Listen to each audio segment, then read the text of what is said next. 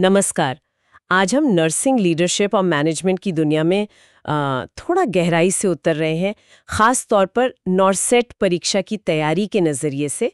हमारे पास एक गाइड है, नर्सिंग नेतृत्व और प्रबंधन, नॉर्सेट तैयारी। इसके कुछ अहम हिस्सों पर आज हम बात करेंगे। जी। हमारा मकसद है कि इसमें से जो खास बातें हैं वो निकालें, जिससे नर्सिंग में मैनेजमेंट और लीडरशिप की भूमिका को समझने में मदद मिले। तो चलिए शुरू करते हैं, देखते हैं क्या है इसमें। हाँ, और इसमें जो दिलचस्प बात है ना, वो ये कि ये सिर्फ परीक्षा पास करने के बारे में नहीं है। असल में ये समझना है कि कैसे अच्छी लीडरशिप और मैनेजमेंट मरीजों की देखभाल की क्वालिटी को सीधे तौर पर बेहतर बनाती है। ये बहुत जरूरी है। बिल्कुल। तो गाइड शुरू होती है मैनेजमेंट की बिल्कुल बेसिक बातों से, जैसे प्लानिंग है, ऑर्गेनाइजिंग, स्टफिंग, डायरेक्टिंग या लीडिंग कह लें, और कंट्रोलिंग। POSDC जिसे कहते हैं। हाँ, POSDC। ये तो जैसे किसी भी मैनेजमेंट की नींव होती है ना? हाँ बिल्कुल, पर ये सिर्फ किताबी बातें नहीं हैं। जैसे प्लानिंग का मतलब सिर्फ योजना बनाना नहीं है। ये देखना भी है कि मान लीजिए आईसीयू में रात की शिफ्ट के लिए क्या अनुभवी नर्सें काफी हैं। इसका सीधा असर देखभाल पर पड़ता है। सही कहा। और ऑर्गेनाइजिंग में डेलीगेशन आता है, काम सौंपना, और कोऑर्डिनेशन, तालमेल, मतलब संसाधनों का सही इस्तेमाल कैसे हो। हाँ, और स्टाफिंग भी तो बहुत अहम है।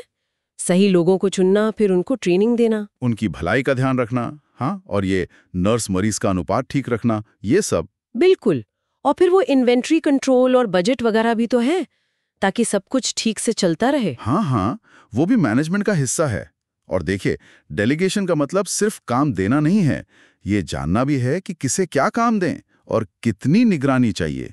मरीज की सुरक्षा सबसे पहले आती है ना। हाँ, ये छोटे छोटे फैसले रोज के काम पर बड़ा असर डालते हैं। बिल्कुल। तो ये तो हुई मैनेजमेंट वाली बात, पर लीडरशिप वो इससे कैसे अलग है?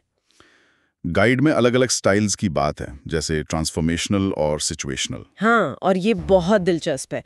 ट्रांसफॉर्मेशनल लीडरशिप वो होती है जो पूरी टीम को प्रेरित करती है, एक बड़ा विजन देती है, जबकि सिचुएशनल लीडरशिप वो हालात के हिसाब से बदलती है। अच्छा। कभी आपको ज्यादा निर्देश देने पड़ते हैं, कभी टीम को थोड़ी आजादी देनी होती है।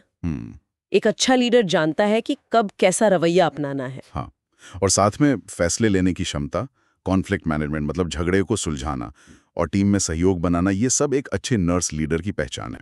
अच्छा, तो मतलब लीडरशिप का फोकस ज्यादा लोगों और प्रेरणा पर है। जी, कह सकते हैं। गाइड में क्वालिटी मैनेजमेंट का भी जिक्र है, जैसे TQM और मरीजों की संतुष्टि, और फिर वो कानूनी और नैतिक पहलू भी हैं, nursing ethics, code of conduct, INC और SNC जैसी संस्थाएं।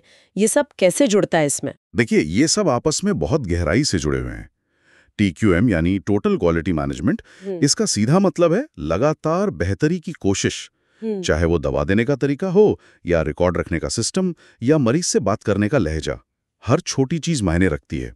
सही। और जो नैतिक नियम हैं और INC या SNC जैसी संस्थाएं, वो ये पक्का करती हैं कि नर्सिंग प्रोफेशन अपने ऊंचे मानकों पर चले, जिससे मरीजों का भरोसा बना रहे। तो ये सब मिलकर एक कुशल और जिम्मेदार नर्सिंग वर्कफोर्स तैयार करते हैं। समझ गई। तो ये सारे अलग-अलग हिस्से मिलकर एक पूरी तस्वीर बनाते हैं। अब उस सवाल पर आते हैं जो शायद कई सुनने वाले सोच रहे होंगे, नॉर्सेट परीक्षा के लिए इन सब की तैयारी कैसे की जाए। हाँ, ये अहम सवाल है। गाइड कुछ बहुत प्रैक्टिकल सुझाव देती है। पहला तो ये कि रटने की बजाय कॉन्सेप्ट्स को गहराई से समझें। दूसरा, छोटे क्रिस्प नोट्स बनाएं। शायद माइंड मैप्स या फ्लैश कार्ड से मदद मिल सकती है।